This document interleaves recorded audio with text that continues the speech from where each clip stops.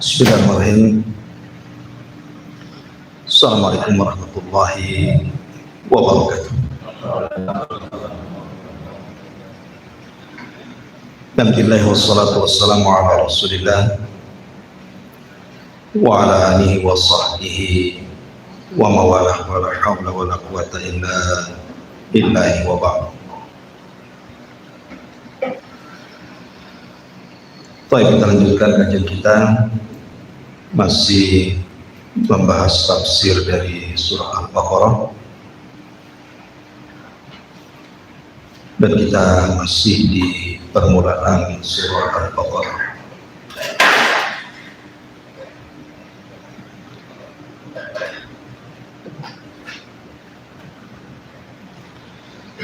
Baik, kita baca ayatnya.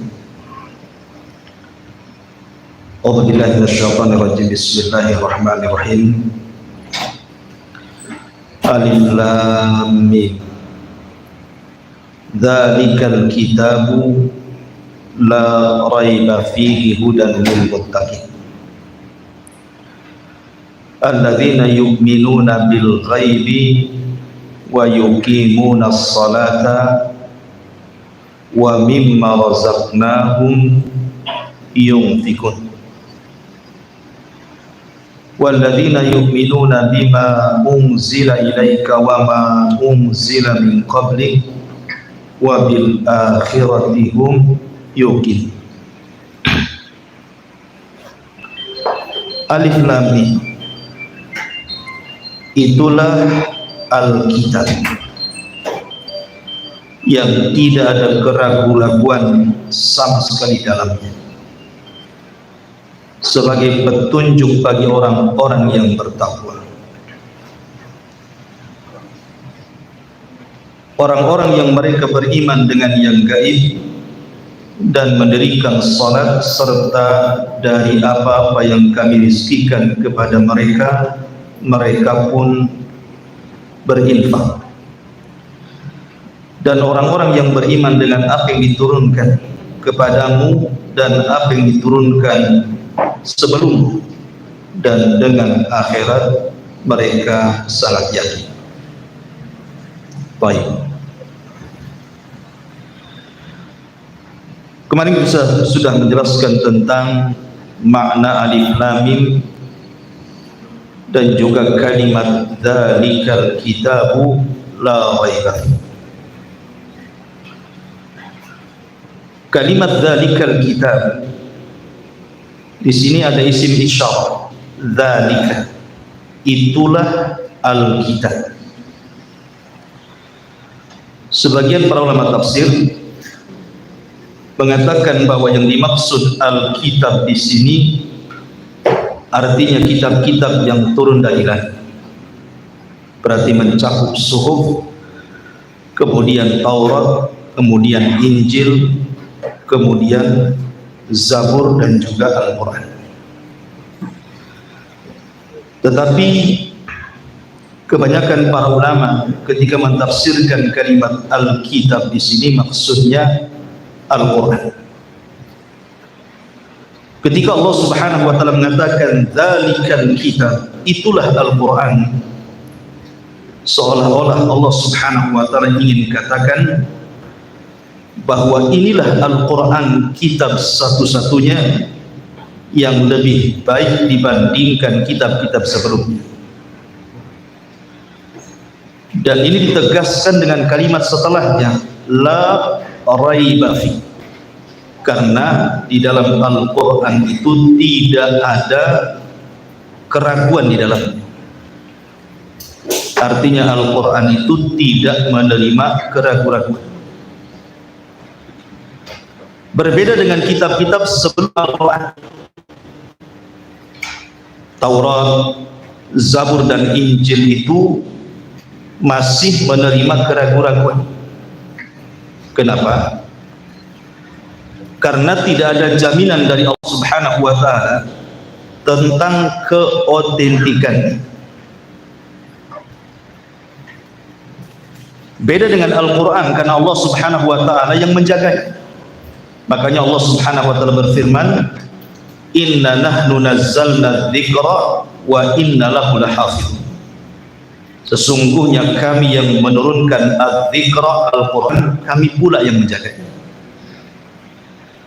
Jadi yang ada jaminan satu-satunya kitab yang Allah Subhanahu wa taala turunkan itu hanyalah Al-Quran. Al-Quran itu betul-betul dijaga keautentikannya oleh Allah Azza wa Jalla. Makanya ketika Allah Subhanahu wa taala menceritakan tentang kitab-kitab di luar daripada Al-Quran seperti Taurat dan Injil, maka Allah Subhanahu wa taala berfirman, yuharrifunal kalima am mawadhi. Kitab-kitab tersebut sudah ditahrif, sudah dipermainkan, dimasuk-masukkan kalam manusia ke dalam kitab-kitab tersebut, sehingga ketika kemudian ada ucapan manusia yang kemudian dimasukkan ke dalam kitab-kitab Allah, tentu sudah tidak otentik lagi, karena sudah tercampur kalam Allah dengan kalam manusia. Dari sini menunjukkan bahwa tidak ada kitab langit yang Allah turunkan yang paling dijaga oleh Allah Subhanahu wa taala melebihi Al-Quran. Sebab kalau satu huruf saja bergeser dari tempatnya, itu langsung diketahui. Makanya kenapa Allah Subhanahu wa taala menjaga Al-Quran ini mampu dihafal oleh siapapun. Anak kecil bisa menghafal, remaja bisa menghafal, orang dewasa bisa menghafal, orang tua juga bisa menghafal. Dan di dunia ini ribuan orang-orang yang menghafal Quran, sehingga kalau seandainya di timur ada kesalahan, di barat pasti membenarkan, di selatan ada kesalahan, pasti di utara ada yang membenarkan. Karena Quran itu bukan hanya terjaga secara tulisan, tetapi juga terjaga secara hafalan. Coba kitab-kitab yang lain, ada yang menghafal Taurat? Tidak ada. Sehingga karena tidak ada yang mampu menghafal Taurat, Taurat tidak bisa terjaga. Sehingga kalau ada orang yang kemudian melakukan penyimpangan, orang tidak tahu. Makanya dahulu Nabi Uzair dianggap anak Tuhan itu gara-gara hafal Taurat. Satu saja dianggap Tuhan.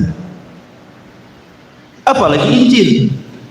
Injil di banyak versi, yang disepakati itu cuma 4 Injil kan? Sementara macam-macam Injil itu sampai 40 lebih, sehingga terkadang satu Injil dengan yang lainnya itu berselisih. Maka dari sini kita katakan bahwa Al-Quran satu-satunya kitab yang terjaga keautentikannya. Makanya Allah memberikan kalimat dengan gunakan isim isyarah, dzalikal kitab, itulah Alkitab, seolah-olah itulah satu-satunya kitab yang lebih mulia, lebih terjaga dibandingkan kitab-kitab yang lainnya. Kenapa? La raiba fi, karena tidak ada keraguan-raguan di dalamnya. Apa maknanya? Maksudnya tidak ada keraguan di dalamnya. Makna kalimat tidak ada keraguan-raguan di dalamnya artinya begini, bahwa Al-Quran ini penuh dengan macam-macam isi. Isi Al-Quran itu kan macam-macam, Tuhan. Terkadang bicara tentang masalah Allah Subhanahu wa taala, wujud Allah. Maka ketika Al-Quran bicara tentang wujud Allah, maka kita tidak ragu bahwa Allah itu ada. Walaupun seandainya kita tidak bisa melihat, tapi kita yakin bahwa ketika Al-Quran menghabarkan tentang sifat-sifat dan nama-namanya, menunjukkan bahwa keberadaan Allah itu yakin ada. Karena Quran menceritakan, dan Quran itu mengajarkan keyakinan. Tidak ada keraguan. Jangan ragu kita tetapkan wujud Allah. Atau ketika Allah Subhanahu wa taala bicara tentang akhirat, ada padang mahsyar, ada hisab, ada timbangan, ada pembagian suhuf, ada titian siratal mustaqim, ada surga, ada neraka. Ini kan harus diyakini, tidak boleh ada keraguan. Makanya Allah mengatakan semua isi kitab itu la raiba fi. Semua isi Al-Quran itu tidak ada keraguan-raguan. Kita harus yakin. Ketika Allah Subhanahu wa taala bicara tentang akhirat, kita harus yakin adanya akhirat. Ketika Al-Quran bercerita tentang alam kubur, kita harus yakin adanya alam kubur. Ketika Al-Quran bercerita tentang alam akhir, tentang adanya padang mahsyar, hisab, mizan, suhuf, sampai kepada surga dan neraka, maka kita harus yakin. Kenapa? La raiba fi, karena tidak ada keraguan isi Quran. Kita harus yakin. Atau umpamanya ketika Allah Subhanahu wa taala menceritakan tentang penciptaan langit dan bumi, Allah kan menghabarkan kepada kita bahwa Allah menciptakan langit dan bumi itu dalam 6 hari. Kita harus yakin. Diketahui hikmah dan tidaknya kenapa harus 6 hari. Bukankah Allah bisa menciptakan dalam sekejap pun payah? Tetap kita harus yakin. Karena Quran itu tidak boleh ada keraguan. Atau contohnya ketika Allah Subhanahu wa taala menceritakan tentang sifat-sifat orang-orang yang beriman dan apa yang dijanjikan kepada mereka, sifat-sifat orang munafik dan apa yang dijanjikan kepada mereka, sifat-sifat orang kafir dan apa yang dijanjikan kepada mereka, maka kita harus yakin bahwa orang yang beriman akan masuk surga, orang munafik, orang kafir masuk neraka. Yakin kita, jangan ragu-ragu gitu. Kenapa? Karena Al-Quran yang menjelaskannya, dan Allah mengatakan la raiba. Lihat kalimat ini diletakkan di permulaan surah Al-Baqarah, karena ini surat pertama yang diletakkan. Kita akan melewati setelah Al-Baqarah itu Ali Imran, An-Nisa, sampai ke Qul A'udzu birabbin nas. Maka kita akan banyak melewati hal yang terkadang masuk di akal atau tidak, sehingga di permulaan Al-Quran Allah sudah tegaskan bahwa isi Quran itu la raiba fi, tidak ada keraguan. Sehingga kita harus yakin semua isi Quran itu benar. Apa yang dihabarkan Allah Subhanahu wa taala semua kita benarkan. Apa yang diperintahkan Allah dalam bentuk hukum, kita yakin semua ada keadilan. Hukum Allah itu semua adil. Tidak ada kezaliman sama sekali. Dan kita harus yakin sekali lagi karena Allah mengatakan la raiba, tidak ada keraguan di dalamnya. Ma'asyiral muslimin yang dimuliakan Allah Azza wa Jalla, saya akan contohkan kenapa kita harus yakin tentang Al-Quran. Di zaman Nabi, ketika Allah Subhanahu wa taala turunkan ayat ghulibatir rum fi adnal ardi min ba'di ghalabihim sayaghlibun. Rum dikalahkan oleh Persia. Tetapi nanti setelah itu beberapa tahun maka Romawi akan mengalahkan Persia. Ketika terdengar oleh Abu Bakar Siddiq radhiyallahu anhu, dan ketika itu kan kejadiannya sebelum Rasul hijrah, jadi mereka para sahabat masih tinggal di Mekah. Terdengarlah oleh para sahabat dan orang-orang musyrik bahwa terjadi perang besar antara Persia melawan Romawi. Kalah pula Romawi. Sementara secara agama Persia dekat dengan orang-orang musyrik, sementara Romawi dekat dengan orang Islam. Kenapa? Karena Persia penyembah api, sementara orang-orang musyrik penyembah berhala, sama-sama agamanya musyrik. Sementara Romawi itu Nasrani, diturunkan kepada mereka kitab, sama dengan kita juga diturunkan kepada kita kitab Al-Quran. Allah turunkan kepada mereka Injil, Allah turunkan kepada kita Al-Quran, sama-sama diberi kitab. Artinya Romawi lebih dekat ke Islam, sementara Persia lebih dekat ke musyrik. Terdengarlah Romawi kalah oleh Persia, sehingga orang-orang musyrik Arab itu senang sekali. kemudian datang kepada para sahabat Rasul mengejek dan mengatakan, katanya kalian agama kalian paling benar, diturunkan kepada kalian kita. Lah kenapa Romawi bisa dikalahkan Persia, maka sebentar lagi kami juga bisa mengalahkan kalian. Itu bahasanya orang-orang musyrik ngejek. Akhirnya Abu Bakar Siddiq radhiyallahu an datang kepada Rasul menceritakan tentang ejekan mereka. Maka ketika itu turun ayat ini, ghulibatir rum fi adnal ardi min ba'di ghalabihim sayaghlibun. Turun surah Rum. Ya. Ghulibatir rum, ya sekarang Romawi dikalahkan. Sekarang Romawi dikalahkan.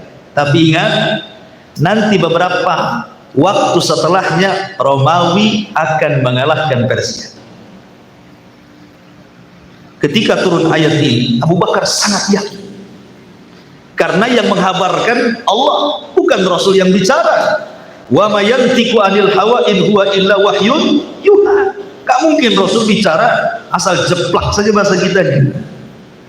Datang Abu Bakar kepada pembesar Quraisy. Ada yang mengatakan datang kepada Abu Jahal, ada yang mengatakan datang kepada Umayyah ibn Khalaf. Pokoknya salah satu dari pembesar Quraisy. Kemudian mengatakan, ya, memang sekarang Romawi kalah dengan Persia, tetapi saya siap taruhan bersama kalian. Sebentar lagi Romawi pasti menyerang Persia dan Persia kalah. Ketika itu belum ada larangan taruhan judi, belum ada judi, larangan judi belum ada. Ya. Akhirnya kemudian bertaruhlah Abu Bakar dengan salah seorang pembesar musyrik. Baik, sekian taruhannya, jangkanya berapa tahun? Ada yang mengatakan 3 tahun. Oke, kalau seandainya 3 tahun Romawi belum mengalahkan Persia, Abu Bakar, maka engkau akan menyerahkan sejumlah unta sekian dan sekian. Tapi kalau betul apa yang kau katakan, maka kami akan memberikan unta-unta yang kau minta. Terjadilah taruhan antara Abu Bakar dan pembesar musyrik. Sudah lewat 3 tahun, rupanya belum juga ada kekalahan. Sudah lewat 3 tahun nih. Datanglah Abu Bakar Siddiq kepada Rasul dan mengatakan, ya Rasulullah, kenapa Romawi belum mengalahkan Persia? Maka Rasul mengatakan, ya Abu Bakrin, kau harus yakin bahwa Romawi akan mengalahkan Persia. Sebaiknya kau datang lagi ke dia, tambah lagi taruhannya, tambah lagi tahunnya. Akhirnya Abu Bakar datang lagi, kemudian mengajak taruhan diperbanyak jumlah untanya, tapi diperbanyak jumlah tahun. Ketika kemudian terjadi hijrah, sementara taruhannya belum tahu siapa yang menang, siapa yang kalah. Ini pembesar Quraisy ketika mengetahui Abu Bakar mau hijrah ke Madinah kan gitu, nanti gimana dengan taruhannya? Orangnya dah lari. Maka sebagai jaminannya Abu Bakar kemudian meletakkan salah satu putranya Abdurrahman ibn Abi Bakar. Kalau aku ada di Madinah, kau tinggal tuntut sama anak. Ketika kemudian sampai di kota Madinah, terjadi perang Badar. Rupanya yang taruhan dengan Abu Bakar itu mati pula di perang Badar. Dan setelah perang Badar terjadi peperangan Romawi dan Persia. Romawi menang, Persia kalah. Kata Abu Bakar, ya Rasulullah, kita sudah bertaruh, orang yang bertaruh dah mati. Cemana dengan unta-untanya menang Abu Bakar? Karena setelah itu kan dilarang, tidak boleh taruhan. Maka kata Abu Bakar, ambil, tuntut ke anaknya. Maka Abu Bakar ngambillah di anak-anaknya, karena bapaknya sudah taruhan. Ya kan? Tapi syahidnya di sini betul-betul Romawi mengalahkan Persia. Itulah yang dikatakan la raiba fi. Tidak ada keraguan, pasti terjadi apa yang dihabarkan Quran itu. Itu maksudnya. Ma'asyiral muslimin yang dimuliakan Allah Azza wa Jalla, dzalikal kitabu la raiba fi hudan lil muttaqin. Bahwa Al-Quran itu adalah petunjuk bagi orang-orang yang bertakwa. Baik. Sekarang bagaimana dengan firman Allah Subhanahu wa taala? Syahru Ramadhan alladzi unzila fihi al-Qur'an huda lin-nasi wa bayyinatin minal huda wal furqan. Quran ini diturunkan di bulan Ramadan sebagai petunjuk kepada manusia. Di sini Allah mengatakan sebagai petunjuk kepada orang yang bertakwa. Ini gimana? Dalam Al-Baqarah seolah-olah dikhususkan bahwa Al-Quran itu hanya petunjuk bagi orang yang bertakwa. Tapi dalam ayat yang lain di Al-Baqarah juga bahwa Al-Quran itu bukan hanya petunjuk bagi orang yang bertakwa saja, tapi bagi seluruh manusia. Maka kita katakan, kata para ulama, bahwa kalimat hudan lil muttaqin, iya memang pada dasarnya Al-Quran itu petunjuk kepada semua manusia, tetapi yang mengambil manfaat dari Quran itu hanya orang yang bertakwa saja. Memang Quran itu petunjuk bagi manusia, tetapi yang mengambil manfaat dari Quran itu tidak semua manusia, kan? Ada yang menerima Quran, ada yang menolak, ada yang beriman dengan Quran, ada yang kufur, ada yang menentang Al-Quran, ada yang taat dengan Quran. Jadi secara umum Al-Quran itu petunjuk bagi manusia, tapi yang mengambil manfaat dari Quran itu hanya orang yang bertakwa. Tidak semua mengambil manfaat dari Quran. Makanya Allah khususkan hudan lil muttaqin. Quran ini khusus hidayah bagi orang-orang yang bertakwa, karena merekalah yang bisa mengambil manfaat daripada Al-Quran. Lalu siapa sih orang-orang yang bertakwa di sini?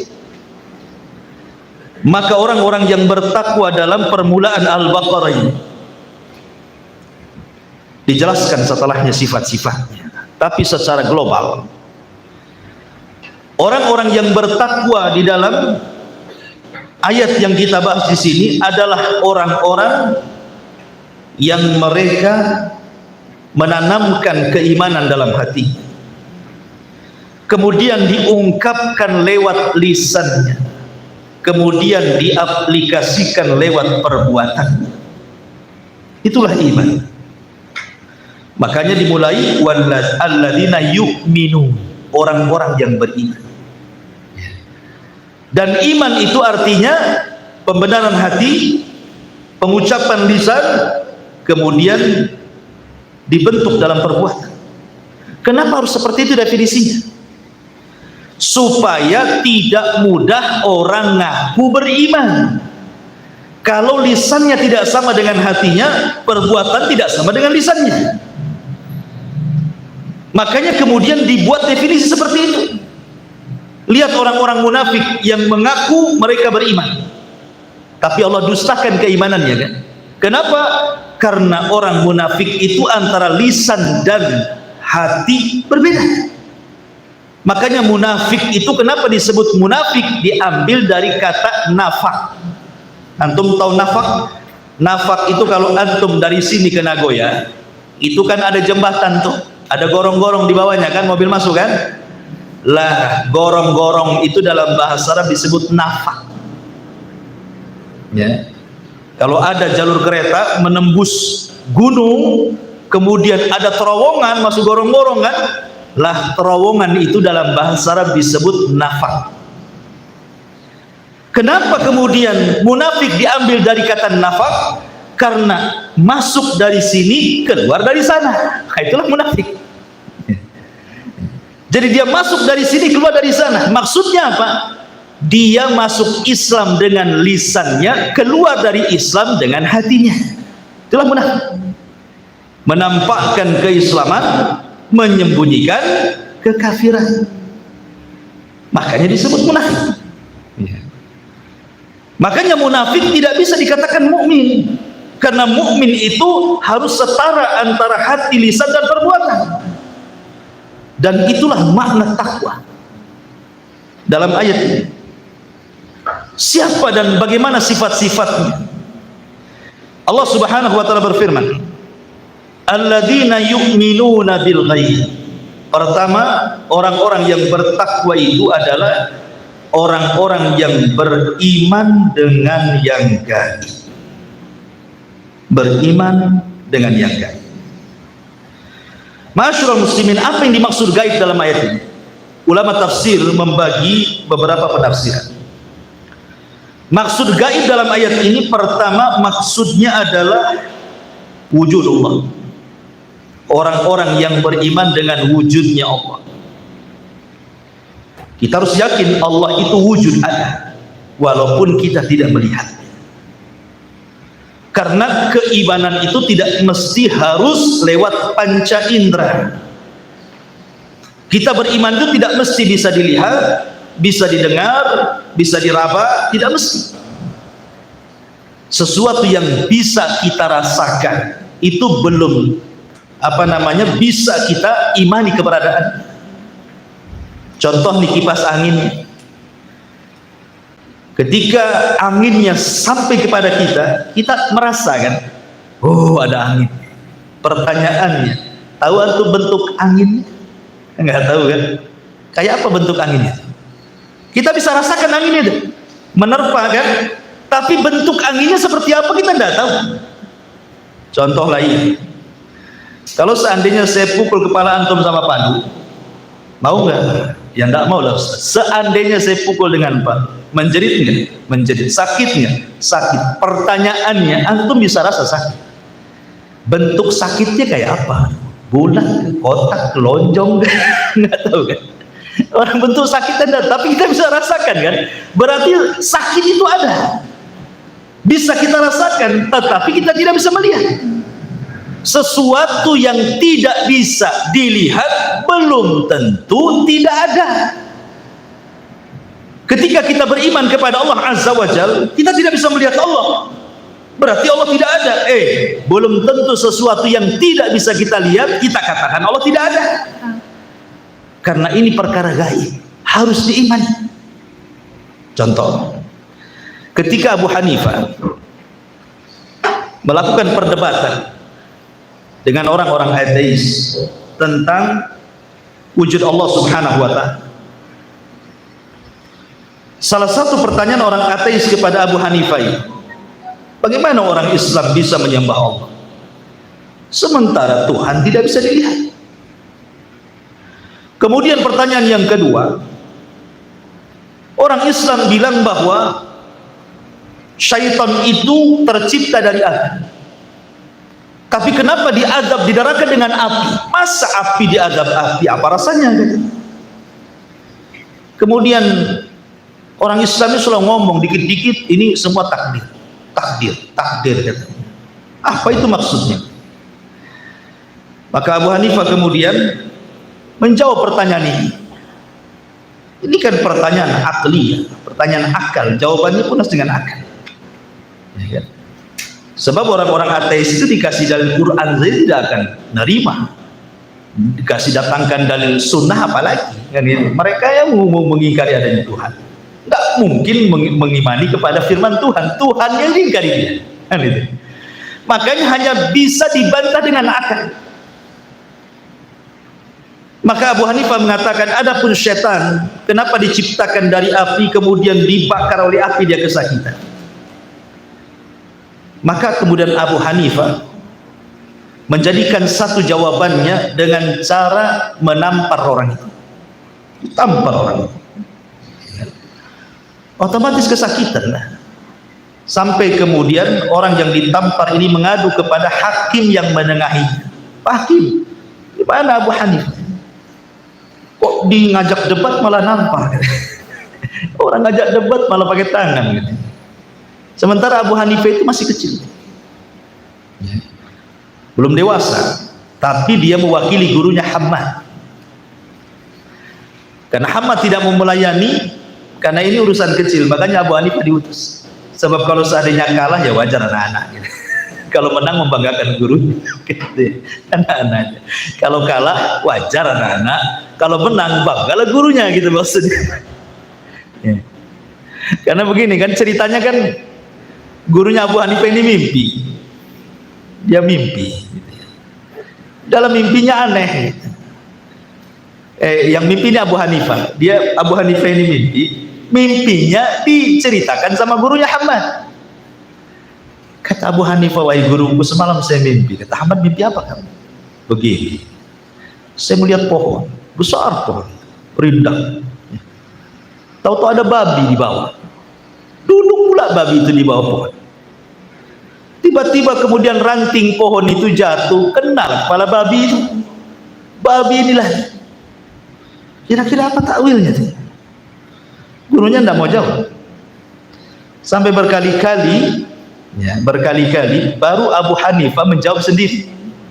Ketika gurunya tidak bisa menjawab Hamad takwil mimpinya, ketika Hamad kemudian didatangi orang yang ngajak debat di hadapan halayak orang ramai, kata Hamad, aku tidak bisa datang karena ini bicara tentang zat Allah, takut memfitnah manusia.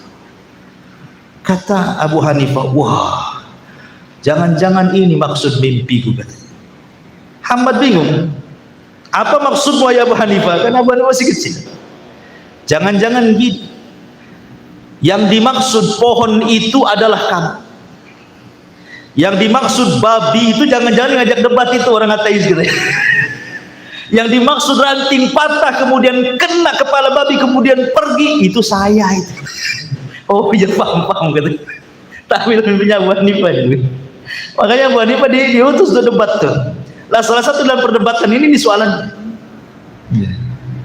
Abu Hanifah mukul orang itu kesakitan lah. Karena masalahnya mukulnya bukan pakai tangan, pakai kendi dari tanah. Kendi dari tanah itu tampakkan sama badannya, sakit. Makanya Abu Hanifah kemudian ketika dilerai oleh hakim, apa maksudmu? Jawab saja pertanyaan.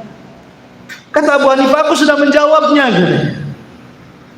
Adapun aku pukul kendi ini terbuat dari tanah. Sementara manusia itu kalau menurut otak orang ini, kita tercipta dari tanah. Dia kan tercipta dari tanah, kendi dari tanah. Kalau tanah dilempar tanah, harusnya tidak sakit. Itu maksudnya ya. Dia kan tercipta dari tanah, ini kendi dari tanah. Kalau dia lempar ya biasa saja, tanah ketemu tanah kan. Kenapa dia sakit katanya kan? Menunjukkan bahwa setan itu tercipta dari api.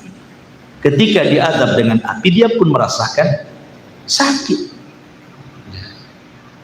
Tapi perlu diketahui bahwa penciptaan setan dari api itu satu saja.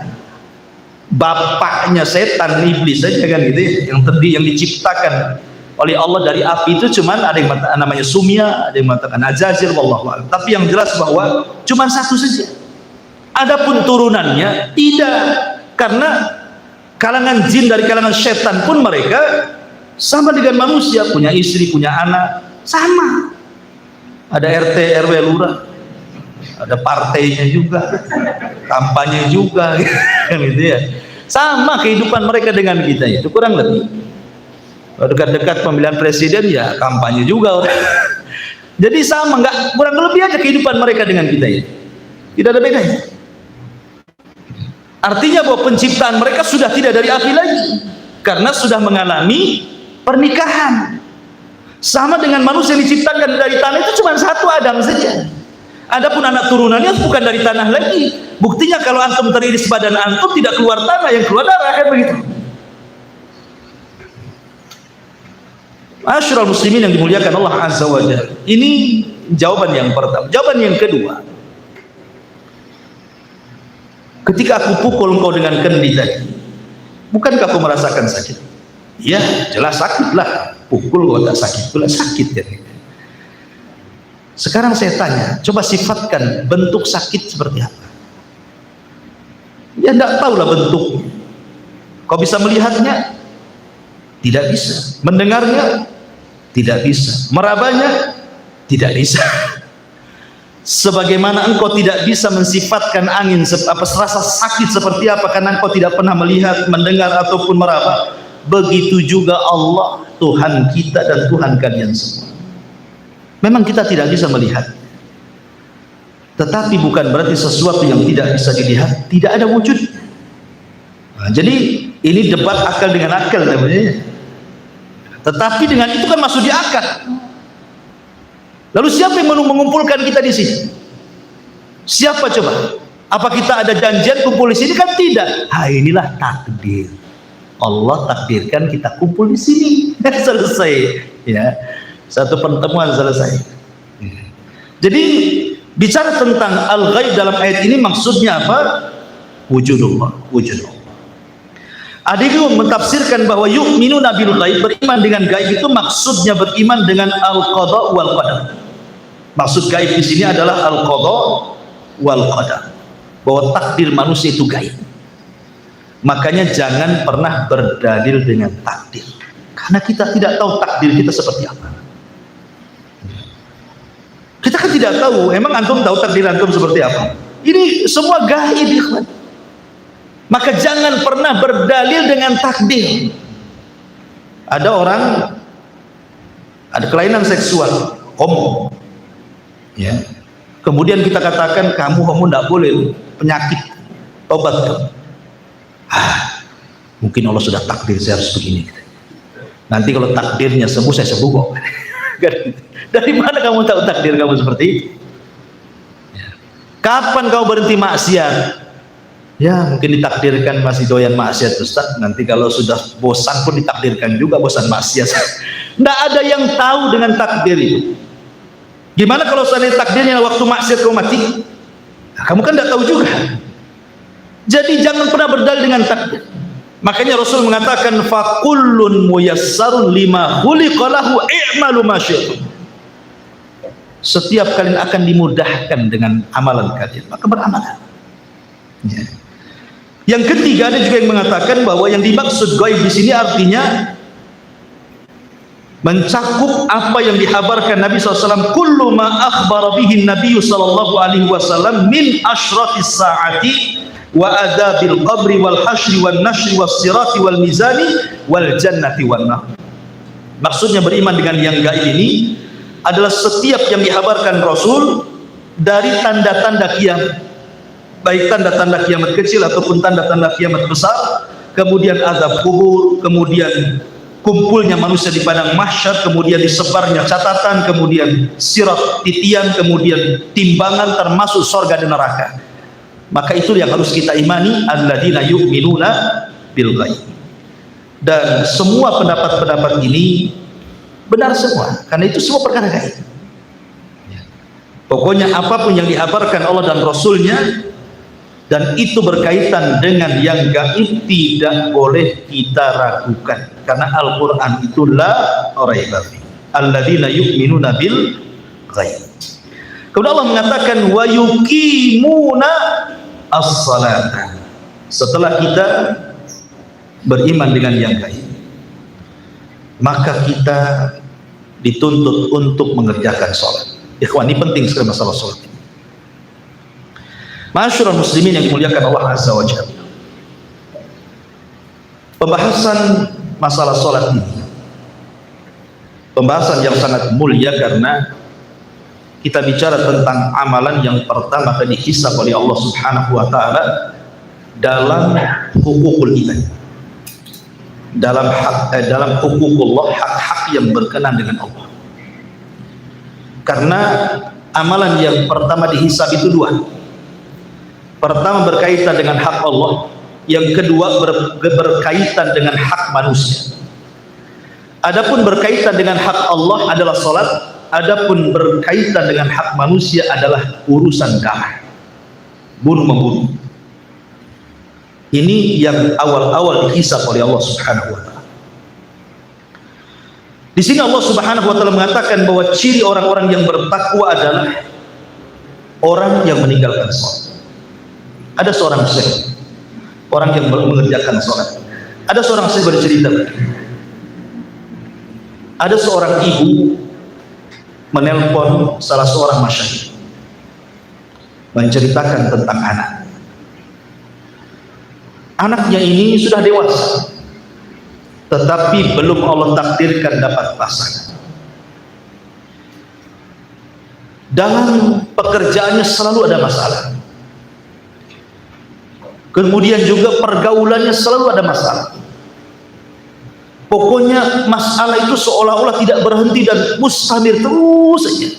Seolah-olah selesai masalah ini datang masalah yang lain, masalah yang lain selesai masalah lain datang lagi, dan begitu seterusnya. Saya kasihan dengan anak saya. Wahai Syekh, apakah anak saya ini terkena sihir? Apakah anak saya ini terkena penyakit ain, penyakit mata?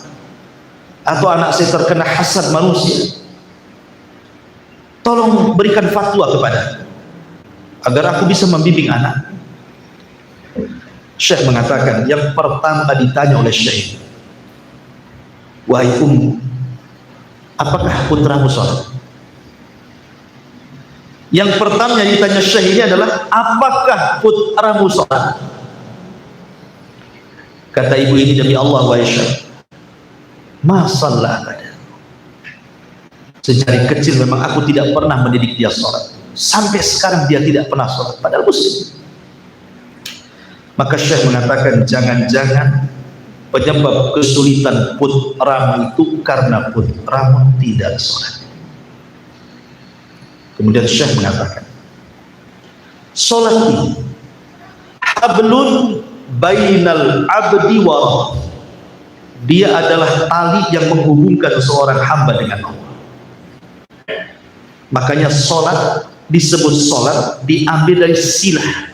Silah itu tali penyambung. Sholat disebut sholat itu karena sholat itu bicara tentang hubungan hamba dengan Allah. Makanya disebut sholat. Ketika tali penghubung hamba dengan Allah putus, berarti hamba ini terlepas dari Allah Subhanahu wa ta'ala. Ketika terlepas hubungan antara dia dengan Allah karena terputus talinya, berarti terputuslah penjagaan Allah dengan hamba tersebut. Boleh jadi anakmu seperti ini karena suka meninggalkan sholat. Karena orang yang tidak sholat, dari permulaan dia bangun saja, dia sudah melakukan dosa besar yang Allah dimaksiati di situ. Dia bangun pagi, dia meninggalkan sholat fajar, berarti bangun dari tidur saja dia sudah melakukan dosa besar. Dosa paling besar setelah syirik, melebihi dosa-dosa yang lainnya. Bayangkan, bangun tidur dia sudah melakukan dosa sebesar-besarnya dosa setelah kesyirikan. Bagaimana akan diberkahi hidupnya? Karena orang yang meninggalkan sholat secara sengaja itu, ikhwan, dosanya lebih besar dibandingkan berzina, dosanya lebih besar dibandingkan membunuh, dosanya lebih besar dibandingkan minum khamr, dosanya lebih besar dari dosa-dosa. Sebutkan dosa apa? Jangan syirik saja. Karena ada kaidah para ulama, meninggalkan yang wajib lebih besar dosanya dibandingkan mengerjakan yang haram. Sholat kan wajib, ditinggalkan lebih besar dosanya dibandingkan Anda melakukan yang haram, judi, zina, khamar, dan yang lain. Bayangkan, awal mulai bangun saja sudah maksiat, tengah hari maksiat, sore hari maksiat, malam hari maksiat lagi. 5 kali sehari anakmu melakukan dosa besar yang Allah dimaksiati di situ. Bagaimana anakmu akan berkah hidup? Baik, jawabannya kan mantap. Masyarul muslimin yang dimuliakan Allah Azza wa Jalla, saya akan sebutkan 10 dosa, semua bahaya. Dan ini bagi anda-anda yang dengar di YouTube ini juga ibrah, bisa disebar dan antum bisa sebarkan ke yang lain. Bagaimana dosa orang yang meninggalkan sholat itu? Ya man tarika sholat isma. Dengarkan orang yang meninggalkan sholat. Pertama, orang yang meninggalkan sholat dan terus menerus seperti itu, hakikatnya dia setiap hari mendapatkan ejekan dari syaitan. Dia diejek oleh syaitan. Bagaimana bentuk ejekan? Dalam sebuah hadis yang dikeluarkan Imam Muslim dan juga Bukhari dan lainnya, dari hadis Abdullah ibn Mas'ud radhiyallahu anhu, qala, dia mengatakan, dzukira inda Nabi sallallahu alaihi wasallam rajulun faqila ma zalana iman hatta asla. Kata Abdullah bin Mas'ud radhiyallahu an, dia berkata, diceritakan di sisi Nabi sallallahu alaihi wasallam seorang laki-laki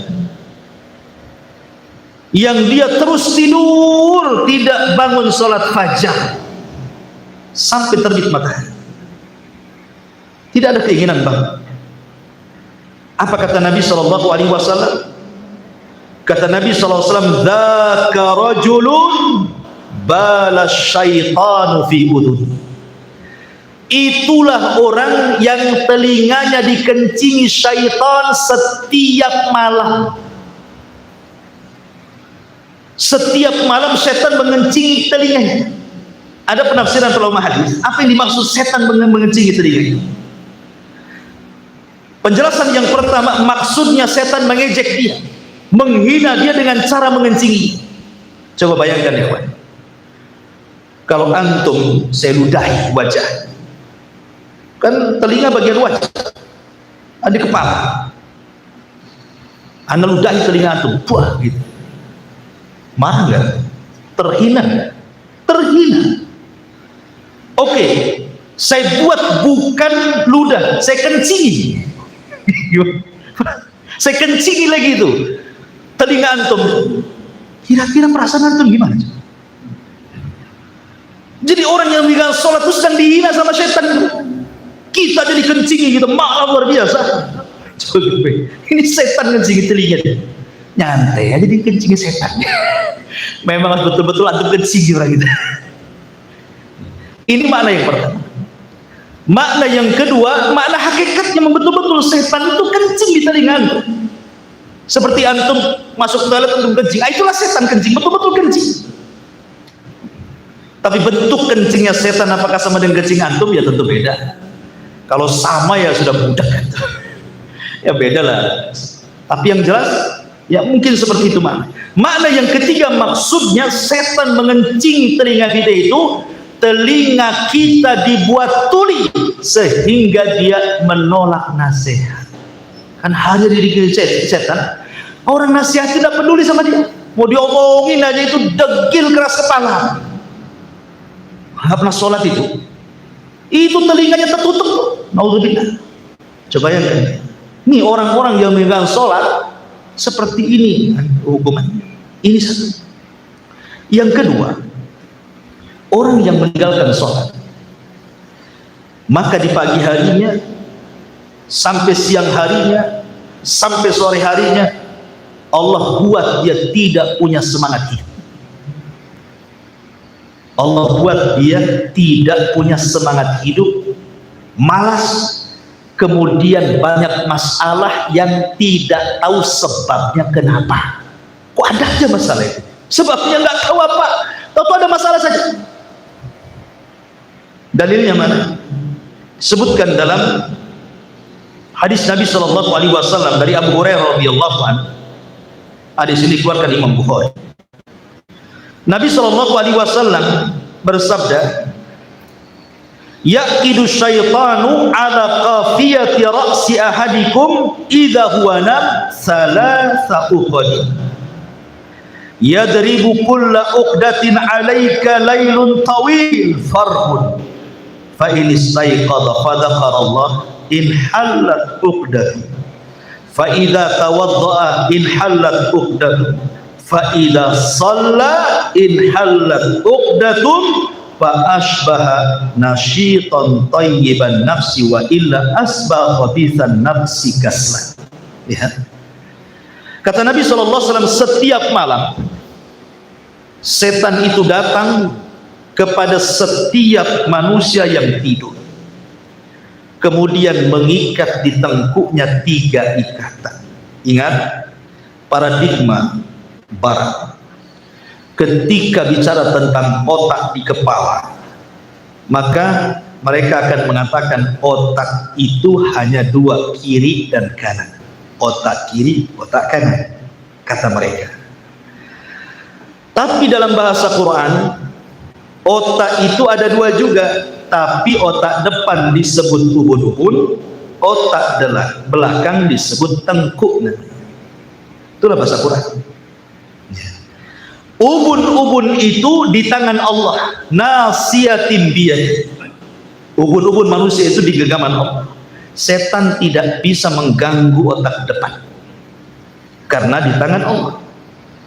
Sehingga setan itu hanya bisa mengganggu otak belakang. Diikatlah otak kita itu 3 ikatan.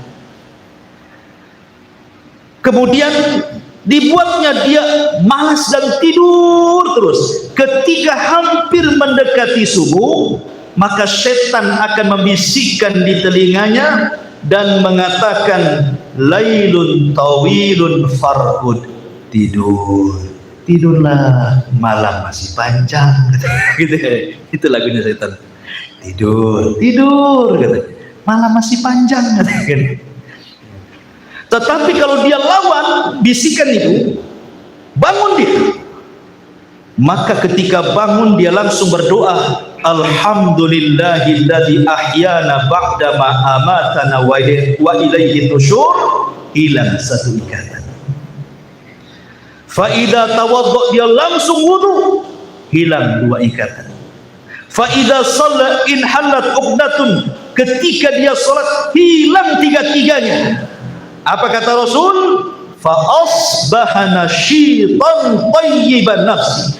Di pagi harinya maka dia akan semangat, punya semangat hidup, jiwanya akan baik dan tidak tersentuh masalah. Makanya kawan, kita bisa rasakan kalau antum bangun di sepertiga malam, walaupun antum capek, ya kan, capek, antum bangun tahajud sampai sholat fajar sampai subuh, adalah ngantuk-ngantuk dikit. Tapi ketika sudah agak pagi, jam 7, jam 8, hilang ngantuknya, nggak ada perasaan lemah. Itu bisa rasakan, coba saja. Nggak ada, tetap aja sama dengan orang yang tidur full. Bahkan terkadang ada orang yang tidur full, bukan full lagi, full gitu ya. Saking tidur lagi. Udah tidur ya jam 8 malam, bangun jam 7, sarapan, tidur lagi, bangun duhur, habis duhur lemes ya badannya. Loh, padahal tidurnya berjam-jam itu. Kenapa? Ini hadisnya. Kalau dia tidak asbaha khabisan nafsi kaslah. Kalau dia tidak melakukan seperti itu, tidak bangun berzikir, tidak wudu dan tidak sholat subuh, jadilah jiwanya buruk, banyak masalah, tidak tahu sebabnya, dan jadilah dia pemalas. Lihat orang yang tinggal shorting, sehari 3 ikatan, 2 hari 6 ikatan, 3 hari 9 ikatan, 100 hari tak ruwet ikatan. Cuma, nah itu murah ikatan, benang gitu. Itu makanya orang nggak sholat itu masalah itu. Ini satu. Yang kedua, yang ketiga, ya, ikhwan, ini yang lebih ngeri. Ketika Nabi SAW di Isra Mi'rajkan dari hadis Samurah bin Jundab, dan hadis ini juga dikeluarkan Imam Bukhari, semua riwayat Bukhari.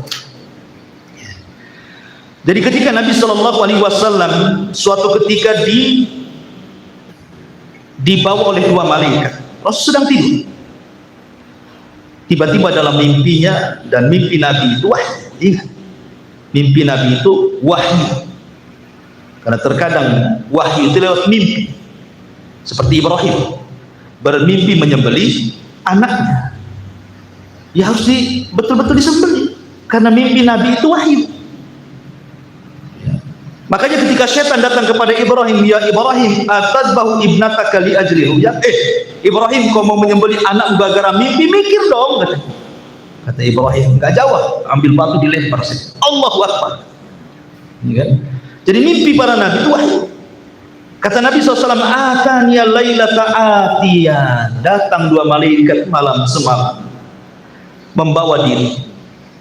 Kemudian 2 malaikat mengatakan kepadaku, intolik, maka aku berjalan bersama sampai ketika ada sebuah tempat yang paling tinggi, aku tidak sanggup berjalan, maka diambillah malaikat, dibawa ke atas. Rupanya sampai di atas diperlihatkan banyak orang yang sedang diadab, disiksa, diperlihatkan adab kubur. Salah satunya kata Nabi SAW,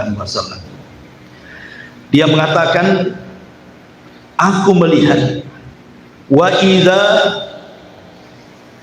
rajulun muttaji'un, tiba-tiba aku melihat ada orang yang diterlentangkan. Wa idza akharu qa'imun alaihi bisakhrati, di sampingnya ada orang yang berdiri, di tangannya batu besar. Kemudian wa idza huwa yahwi bisakhratil ra'si, tiba-tiba orang yang di samping ini membenturkan batu yang di tangannya ke kepala orang yang sedang baring di bawahnya, hancur dan remuk kepalanya. Ketika hancur dan remuk kepalanya, Allah ganti dengan kepala batu. Kemudian diremukkan lagi seperti itu, diganti dengan kepala batu, dan begitu seterusnya. Ketika itu kata Nabi SAW, "Mahada, siapa orang ini? Kenapa disiksa sedemikian sadisnya?" Maka kata Nabi SAW menjelaskan, kata Nabi SAW, li'annahu yanamu anis salatil maktubah, sebab saat datang waktu-waktu sholat yang 5 waktu harusnya dia sholat malah tidur. Baik. Ini hadis Bukhari dari sahabat Samurah bin Jundab radhiyallahu anhu. Kalau seandainya Allah takdirkan kita diperlihatkan adab kubur hari ini, mungkin betapa banyak kita melihat ada orang-orang yang dikubur itu mungkin setiap hari dibentur-benturkan kepalanya dengan batu sampai remuk, kemudian diganti dengan kepala baru, dan itu akan terus berlangsung sampai kiamat dibangkitkan. Apa enggak takut orang-orang yang meninggalkan sholat? Ya man tarikas salat, wahai orang yang meninggalkan salat, isma'u, dengarkan hadis ini. Ini hadis ngeri ini. Coba yang sengeri ini loh. Orang yang meninggalkan salat kan nggak paham saja mereka akan seperti ini. Ini yang ketiga. Yang keempat,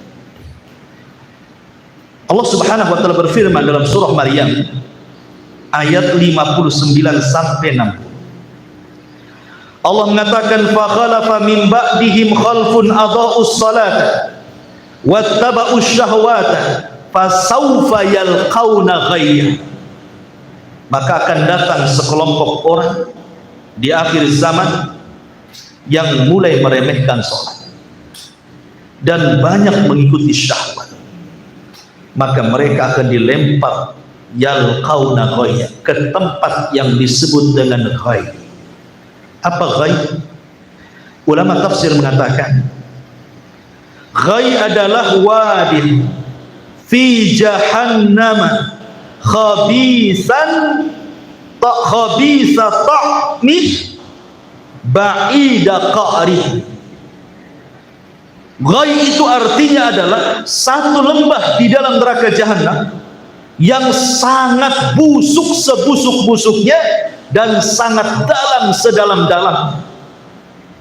Jadi orang yang meninggalkan sholat disediakan satu tempat dalam neraka jahanam dalam bentuk lembah yang menakutkan.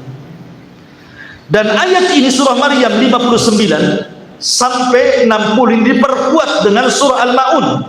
Allah mengatakan, fawailun lil musallin alladzina hum an salatihim sahun alladzina hum yura'un.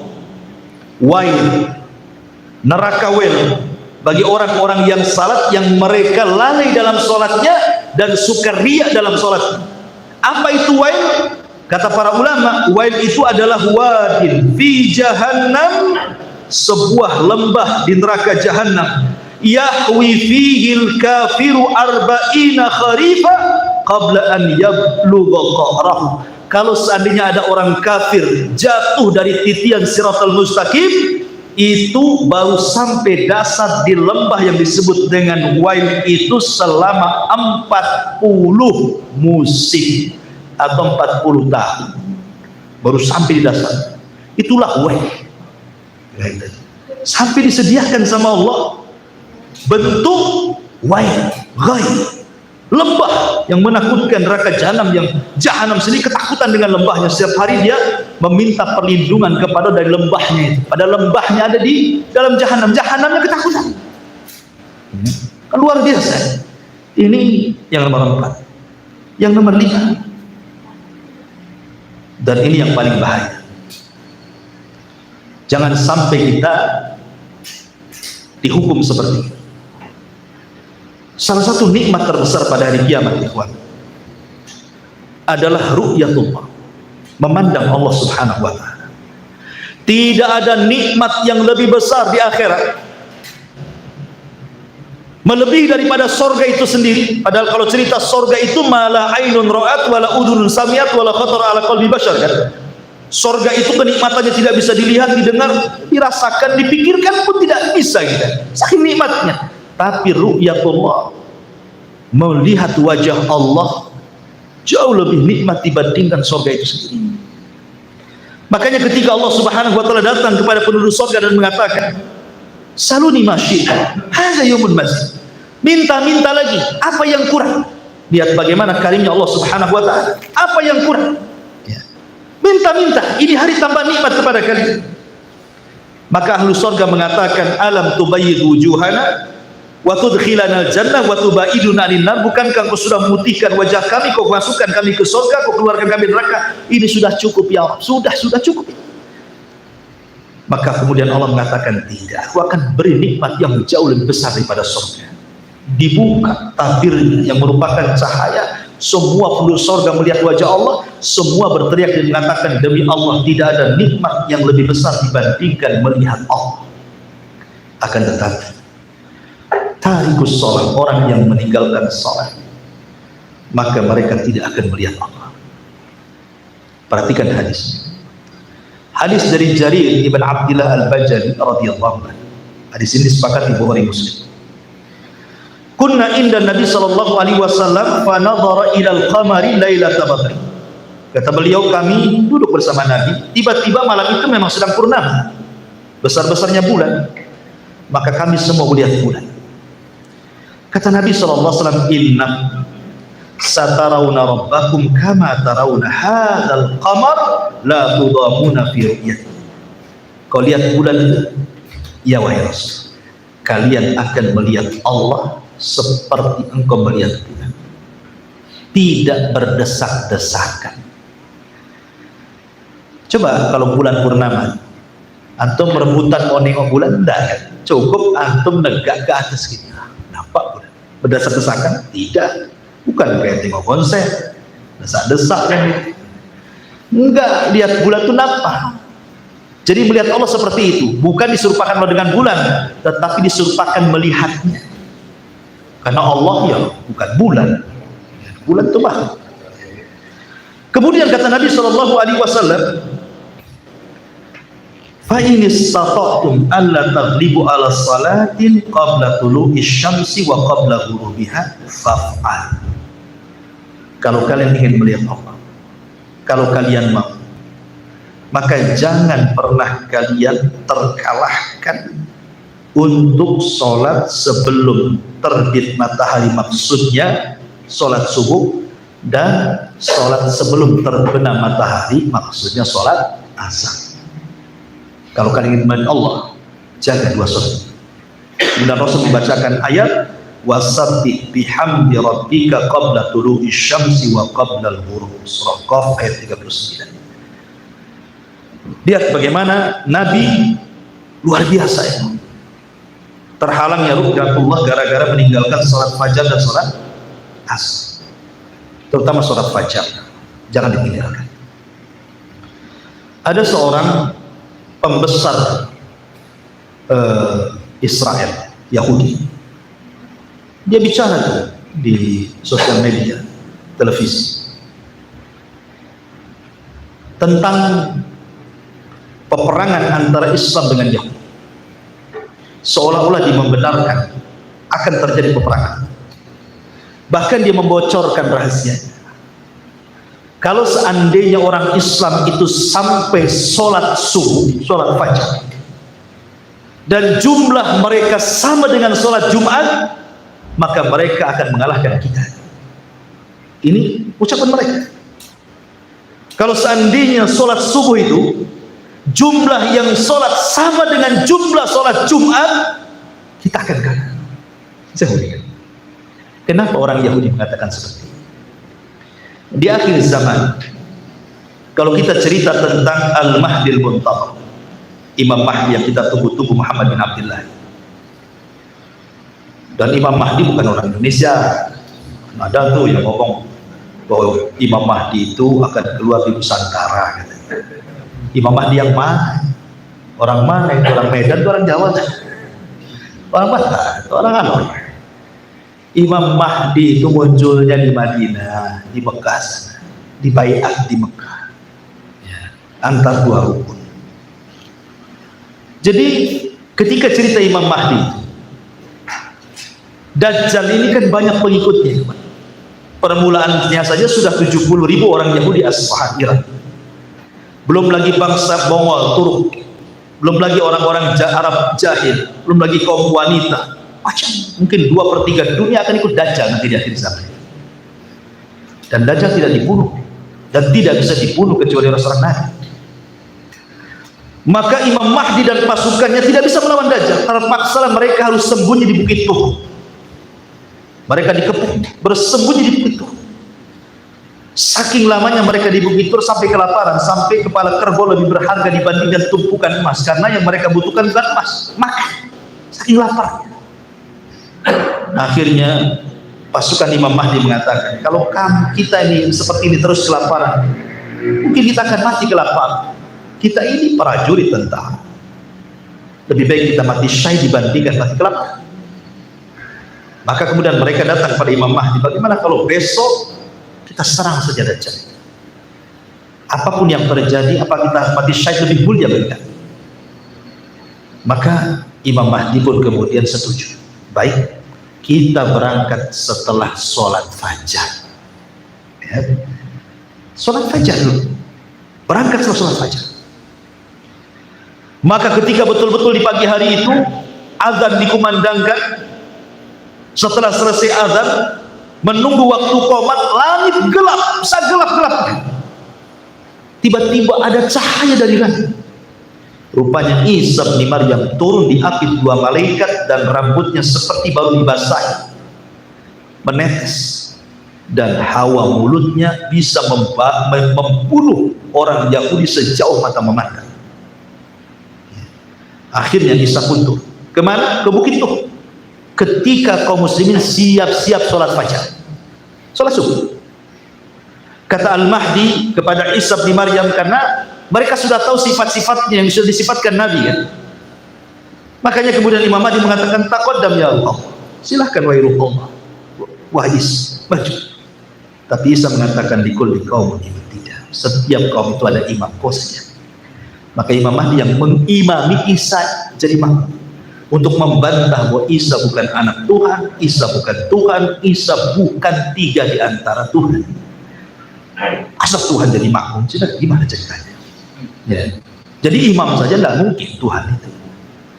Tuhan itu diibadah, bukan dia beribadah.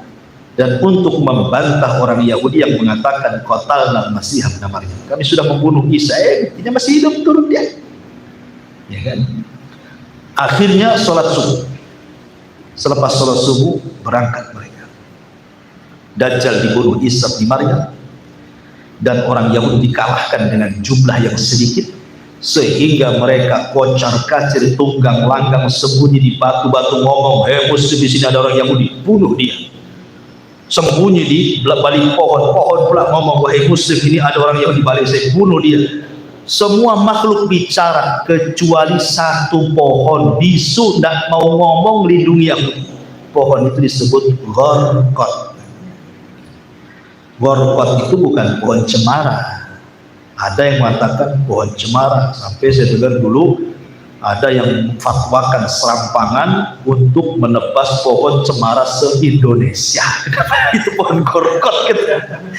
Ini gimana cerita? Bukan pohon Gharqad tuh.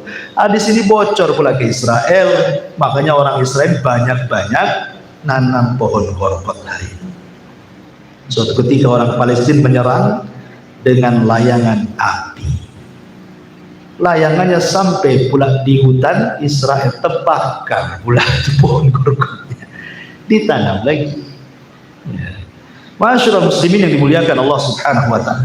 Lihat syahidnya di sini, kemenangan itu Marbut, terikat dengan sholat. Kalau anda ingin menang, sholat. Mana dalilnya? Dalilnya orang azan, hayya 'alal falah, hayya 'alal falah. Apa arti falah itu? Menang hati. Ayo kita menang. Nggak mau. Kan gitu ya. Ayo kita menang, moh kata orang Jawa. Ayo kita menang, embung kata orang Sunda. Ya gimana? Dia aja dulu, diajak menang nggak mau. Ingin angan-angannya Islam ingin berkuasa, sholat pun tidak. Kemenangan itu marbut bil falah. Kemenangan itu marbut bis salah, terikat dengan salat. Makanya panggilannya hayya 'alal falah. Jadi kalau kita ingin menang sholat, itu maksudnya. Karena di antara panggilannya itu adalah falah, hayya 'alal falah, ayo kita menang. Ternyata sampai di masjid yang sholat orang tua semua, gimana bisa menang? Udah aja tidak ada yang ke masjid. Ma'asyiral muslimin yang dimuliakan Allah Azza wa Jalla. Baik. Kemudian yang keenam, disediakan neraka khusus. Bayangkan, disediakan neraka khusus orang yang tidak sholat. Apa nerakanya? Saqar. Allah mengatakan, ma salakakum fi saqar. Kenapa kalian bisa masuk neraka saqar, kata Allah? Apa jawaban penghuninya? Lam naku minal musallin. Karena kami tidak sholat. Sampai dikhususkan neraka loh bagi orang yang meninggalkan sholat. Kemudian yang ketujuh, hidupnya nggak akan tenang. Saya katakan tadi, ada saja masalah, tak tahu sebabnya, susah mengurainya, tidak tahu ujung pangkalnya, tidak ada penyelesaiannya, masih ada saja masalah, ngeluh. Lihat Allah mengatakan, innal insana khuliqa halu'a. Sesungguhnya manusia diciptakan suka mengeluh. Idza massahu syarru jazu'a. Apabila ditimpa kesusahan makin mengeluh. Wa idza massahul khairu manu'a. Apabila didapatkan kebaikan harta pelit kikir, naudzubillah. Ya. Setelah itu Allah katakan illal musallun, kecuali orang sholat, alladzina hum ala salatihim da'imun, yang dalam sholatnya tidak pernah meninggalkan, nggak akan ngeluh hidupnya. Ya. Kalau orang tidak sholat dia seperti ini, ngeluh saja. Kalau ditimpa musibah makin ngeluh, yang dimarahi Allah pula dimarahi. Kenapa aku terus ya Allah? Kenapa gak si anu saja, si aku saja? Apa nggak ada lagi objeknya? Allah dimarahi. Kau dikasih harta banyak, bukannya syukur, pelit, medit gitu. Pokoknya ngeluh saja. Illal musallun, illal musallin, kecuali orang sholat nggak akan ngeluh-ngeluh. Ya. Kemudian yang nomor 8, orang yang tidak sholat ini khawatir dia jadi munafik. Di antara sifat munafik itu adalah malas sholat. Kata Nabi SAW sendiri mengatakan dalam Al-Quran, innal munafiqina yukhadi'una allaha wa huwa khadi'uhum wa idha qamu ila salati qamu kusala yura'una an-nas wa la yadhkuruna allaha illa qalila. Dalam surah An-Nisa 142 Allah mengatakan orang-orang munafik itu suka menipu Allah, padahal Allah yang tipu mereka. Jangan salah. Ya. Mereka maunya nipu Allah, tapi mereka tidak sadar mereka sedang ditipu Allah. Orang munafik, mereka itu kata Allah Subhanahu wa taala, fa idza qamu ila sholati qamu kusala. Seandainya pun salat malas-malas. Seandainya pun salat itu ya malas-malas, terpaksa gitu. Dan mereka tidak mengingat Allah kecuali itu. Dan Rasul mengatakan, afdalus salati 'alal munafiqin salatul isya wa salatil fajr. Seberat-berat salat bagi orang munafik itu adalah salat isya dan salat fajar. Tidak mau orang itu salat isya dan fajar. Kemudian yang nomor 9, ini lagi yang bahaya. Orang yang tidak salat, maka dia satu neraka dengan Fir'aun, satu neraka dengan Qom, satu neraka dengan Haman, dan satu neraka dengan Ubay ibn Khalaf. Semua orang kafir, orang jahat. Mau satu neraka dengan Fir'aun? Siapa yang mau satu neraka dengan Fir'aun? Kadang-kadang adalah seorang artis itu, naudzubillah, ya, dia redo kalau masuk neraka. Nggak apa-apa saya masuk neraka, biar ketemu artis ini, artis itu, artis luar negeri disebutnya. Alhamdulillah, biar ketemu artis ini, artis itu, pemain sepak bola ini, pemain sepak bola itu. Naudzubillah, gila ini wanita ini. Semoga Allah gilakan sekali. Makin gila kan ya. Masa ada orang ngomong gini? Mana akal? Jangankan masuk neraka, coba jadi kamu tuh masukkan ke lilin, kuat nggak sejam taruh jarinya di lilin, terbakar semua. Apalagi neraka. Itu api dunia itu satu bagian daripada 70 bagian panasnya api neraka. Hanya satu bagian dikeluarkan ke dunia, itu udah bisa membakar dunia. Gimana yang 69-nya? Jadi memang kadang-kadang ketuai kepalanya di depan. Jadi Nabi SAW mengatakan, dikeluarkan dari Imam Ahmad, kata Nabi SAW dari sahabat Abdullah ibn Amr ibn As radhiyallahu anhu, man lam yuhafid alaiha lam yakun lahu nurun wala burhanun wala najatun wa husyira yaumal qiyamah ma'a fir'auna wa haman wa qarun wa ubay ibn Khalaf. Dalam hadis Nabi SAW, siapa yang tidak menjaga salat 5 waktu maka tidak akan diberikan cahaya, tidak akan diberikan bukti, dan tidak akan diselamatkan, dan mereka akan dikumpulkan pada hari kiamat bersama Fir'aun, bersama Haman, bersama Qarun, dan bersama Ubay bin Khalaf. Naudzubillah, dikumpulkan dengan orang-orang kayak ini. Itu yang gak sholat. Kemudian yang terakhir, ini yang paling ngeri sekali. Orang yang tidak sholat, Nabi nggak akan kenal kita. Coba, rugi sekali kalau Nabi nggak kenal kita pada hari kiamat. Nggak kenal, mau ngaku-ngaku umatnya Nabi, Nabi lo nggak kenal dengan kamu. Nabi nggak kenal dengan ente, nggak kenal sama sekali. Bayangkan, Nabi nggak kenal kita, cuma mau ngasih syafaat, kenal pun tidak. Masa kan saya nggak kenal kamu? Dan itu dijelaskan dalam hadis Nabi SAW. Dari hadis Abu Hurairah radhiyallahu an, kata Nabi SAW, taridu alayya ummatil haudha, akan datang umatku nanti pada hari kiamat ke telaga. Kemudian wa ana adzudun nas anhu kama yadzudur rajulu ibila rajuli an ibili. Qalu ya Nabi Allah, ata'rifuna? Qala na'am. Kemudian dikatakan, dan kalian akan digiring seperti seseorang menggiring unta untuk diarahkan ke telaga Rasul. Kemudian Rasul mengatakan, Rasul, apakah engkau akan kenal kami sebagai umat? Kata para sahabat. Kata Nabi SAW, ya. Kemudian Rasul mengatakan, kalian punya tanda yang merupakan tanda bahwa engkau adalah umat. Apa tandanya? Kata Nabi SAW, tandanya adalah warran muhajjalin min azaril wudu. Tandanya adalah cahaya-cahaya yang ada di tangan, di dahi, dan semua anggota wudu. Jadi anggota wudu itu mulai dari tangan, kemudian wajah, kepala, sampai ke kaki itu akan bercahaya. Dari cahaya wudu itulah Rasul kenal kita. Dan orang yang tidak sholat pasti tidak wudu, karena tidak mungkin sholat tanpa wudu. Jadi Nabi tidak akan kenal. Naudzubillah. Bukan hanya itu saja, malaikat yang akan menyelamatkan orang yang dapat syafaat di neraka tidak kenal. Cemana kalau nggak kenal mau dikeluarkan dari neraka? Malaikat nyari-nyari yang mana, katanya kan? Nggak tahu. Kenapa nggak kenal?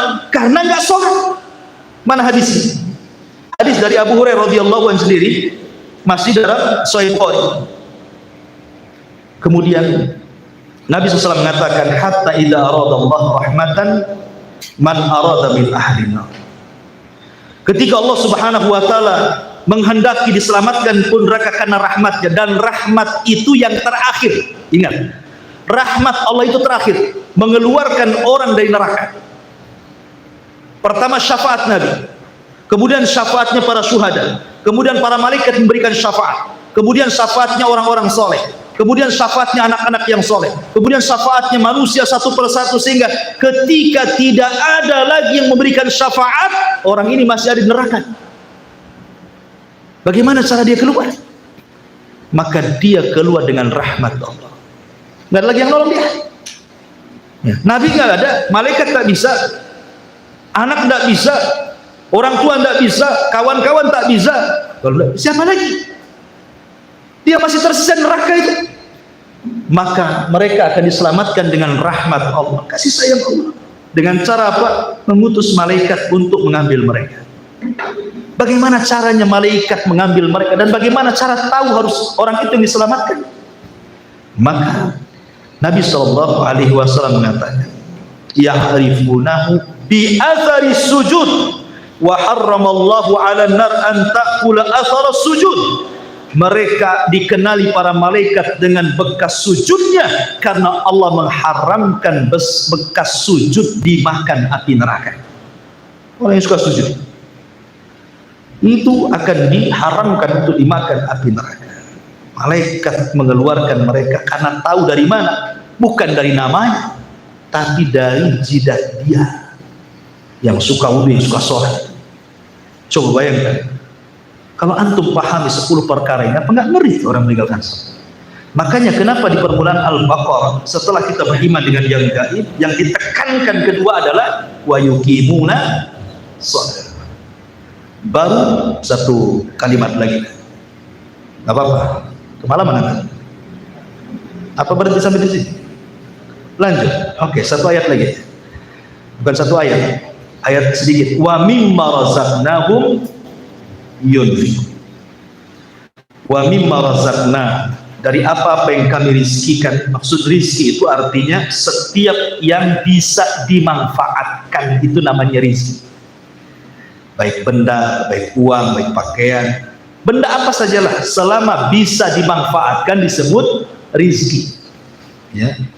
Apapun yang bisa dimanfaatkan itu rizki. Lah, apapun yang bisa dimanfaatkan boleh kita sedekahkan. Ikhwan, kalau kita membahas sedekah, maka kurang lebih dengan masalah salat juga, ikhwan, banyak keutamaan yang akan diraih. Salah satunya adalah, kalau saya bertanya kepada Anda, mau diadab ataukah mau diberikan nikmat? Mau masuk surga atau mau masuk neraka? Pasti jawabannya ingin masuk surga, ya Ustaz. Ingin dapat nikmat, lah masa masuk neraka dan diadab?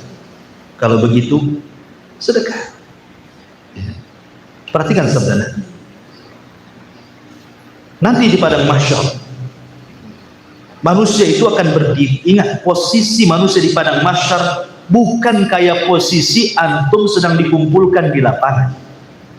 Kalau antum dikumpulkan di lapangan 17 Agustusan, umpamanya dikumpulkan oleh pemerintah di lapangan sini di Putri atau di mana, antum masih bisa lah beli es, bisa antum sambil duduk, bisa antum sambil baring, bisa lah sambil kipas-kipas.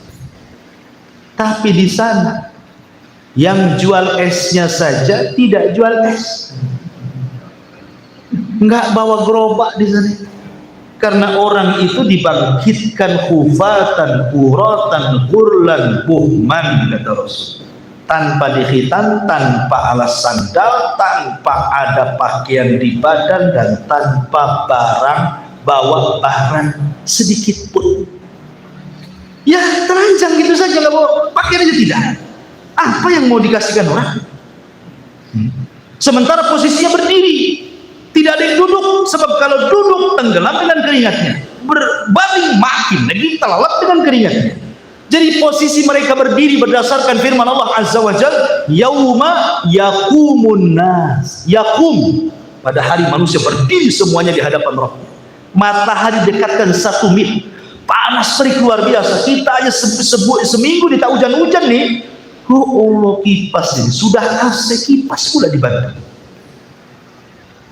susah. Pokoknya mau tidur saja, aduh, badannya cemas karena panas. Pertanyaannya, mau enggak pada hari ketika matahari diletakkan di atas kepala, tiba-tiba datang payung? Datang payung sehingga kita bisa menaungi kepala kita dari matahari. Ketika kalau terik-terik matahari ada payung, di dunia saja pakai payung sudah senang. Dipayungi sehingga kepala kita tidak tersengat dengan 1 mil matahari di atas kepala. Mil itu ada 2 penafsiran. Kata rawi hadis mengatakan, saya tidak tahu maksud Nabi mil itu. Apakah kalimat milun itu alat untuk celak? Celak itu kan ada ngambil-ngambilnya itu, tusuk-tusuknya itu namanya mil dalam bahasa. Coba kalau mil itu artinya tutup celak paling panjang 1 jengkal. Berarti kalau mil maknanya alat celak, berarti kepala 1 jengkal di atas kepala. Kemudian kata rawi, apakah mil itu alat celak ataukah mil itu artinya jauhnya jarak? Ada 1 kilo, ada 1 mil. Oke lah kalau 1 mil itu artinya jarak, tetap masih dekat. Kalaulah matahari tidak Allah letakkan di porosnya, jauh sedikit dari bumi, bekulah bumi. Dekat sedikit dari bumi, terbakarlah bumi. Makanya Allah letakkan di situ. Coba nikmat Allah, meletakkan matahari itu nikmat Allah. Jangan sampai lebih jauh, jangan sampai lebih dekat. Pas di porosnya. Jauh sedikit, bekulah kita. Nggak usah masuk kulkas. Kalau dekat-dekat pula terbakar semuanya. Makanya pas itu nikmat, meletakkan saja dia. Allah itu mengkira-kira luar biasa. Itu nikmat. 1 mil, tiba-tiba ada payung naungi kita dari matahari. Kata Nabi SAW, kalau anda ingin dapat payung sedekah, sab'atun yudhilluhumullahu fi dhillih yauma la dhilla illa dhilluh. 7 kelompok yang akan mendapatkan naungan di hari yang tidak ada naungan kecuali naungan Allah pada hari kiamat. Salah satunya dari 7 orang itu, rajulun tasaddaqat biyaminih, seorang laki-laki yang bersedekah dengan tangan kanannya, tangan kiri tidak tahu. Artinya saking ikhlasnya, sedekah sembunyi-sembunyi. Dan sedekah sembunyi-sembunyi itu luar biasa, kawan. Sampai-sampai Rasul mengatakan, sedekah sir tutfi'u ghadab. Kalau saya tanya sama antum, mau dimarahi Allah, dimurkai Allah, atau dimaafkan Allah? Tentu jawabannya pengen dimaafkan Allah, pengen mendapatkan ampunan dari Allah. Kalau Allah sudah murka, jangan lagi kita gunung pun dihancurkan. Kalau murka, jangan lagi kita laut pun ditumpahkan. Kalau Allah sudah murka, bintang dijatuh-jatuhkan, langit digulung, kiamat ditegakkan. Itu kalau sudah murka. Pertanyaannya, antum mau dapat murka atau tidak? Kalau tidak ingin mendapatkan murka, sedekah. Kenapa? Karena Rasul mengatakan, shadaqatu sir tutfi'u ghadab. Sedekah yang sembunyi-sembunyi itu menahan murkanya Allah. Jadi kalau Allah murka dengan kita, supaya jangan murka, sedekah. Bahkan yang lebih hebat lagi, kalau antum banyak masalah, nggak tahu sebabnya, kok susah kalian keluar dari masalah ini.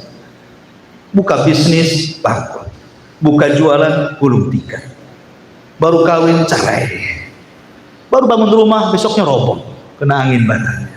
Pokoknya banyak masalah saja, pokoknya banyak kali masalah.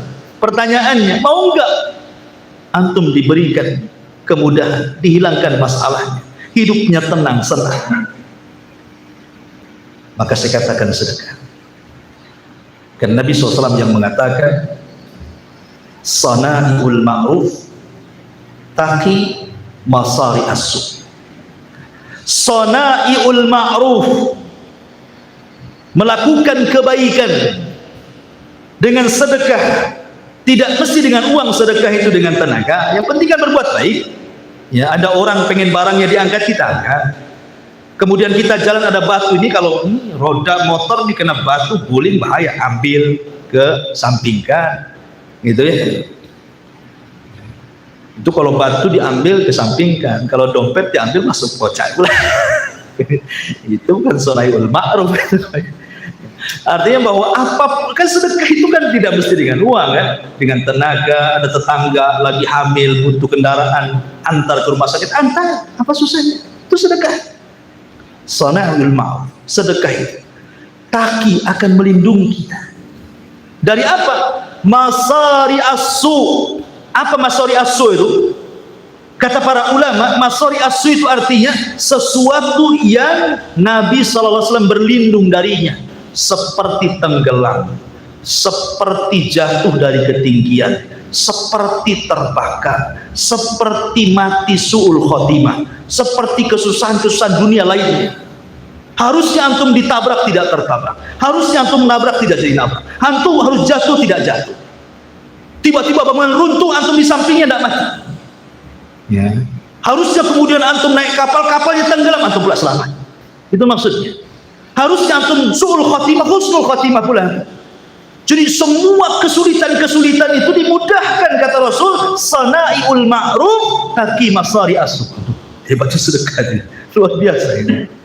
Dan ingat ikhwan, terkadang kalau orang itu tidak paham tentang mana sedekah ini. Sedekah itu yang butuh itu bukan orang miskin sama kita. Itu kesalahan. Kalau kita sedekah itu kayaknya dia yang butuh saya. Kan gitu ya? Kalau ada orang minta-minta, kayaknya kok dia butuh kali dengan saya. Kalau ada masjid minta, kayaknya masjid yang butuh saya. Kalau ada pesantren nyebarkan infak, kayaknya pesantren yang butuh saya. Kalau ada orang susah minta, kayaknya orang itu yang butuh saya. Jangan, cara paradigmanya itu hilangkan tuh kalimat itu. Yang butuh itu bukan mereka sama kita, kita yang butuh mereka. Yang bersedekah itu yang butuh. Jadi orang yang bersedekah itu sangat berhajat kepada orang miskin, kepada fakir miskin, kepada anak yatim, kepada masjid yang membangun, kepada madrasah, pesantren atau apa saja. Kita yang butuh mereka, bukan mereka butuh sama kita. Kan itu kan paradigma yang salah itu. Kenapa? Tadi contoh-contohnya, orang yang bersedekah tidak diwafatkan kecuali husnul khotimah. Kembali ke siapa? Ke kita. Supaya kita di jalan selamat, supaya rumah tangga kita sakinah mawaddah warahmah, supaya di kantor kita adem-adem ayam tidak masalah, supaya di jalan kita tidak dimuji orang, supaya dalam urusan itu dimudahkan. Itu kembali ke kita loh itu. Coba kalau nggak ada orang miskin, antum mau sedekah sama siapa? Masih untung ada orang miskin. Jadi kita yang butuh kepada mereka. Jangan salah, ini paradigma ini aneh orang bersedekah. Jadi orang kaya itu yang butuh orang miskin, bukan orang miskin butuh orang kaya. Karena sedekah itu kembali manfaatnya bukan ke orang yang kita sedekahi, tapi ke kita yang bersedekah. Nah, itu paradigmanya diganti.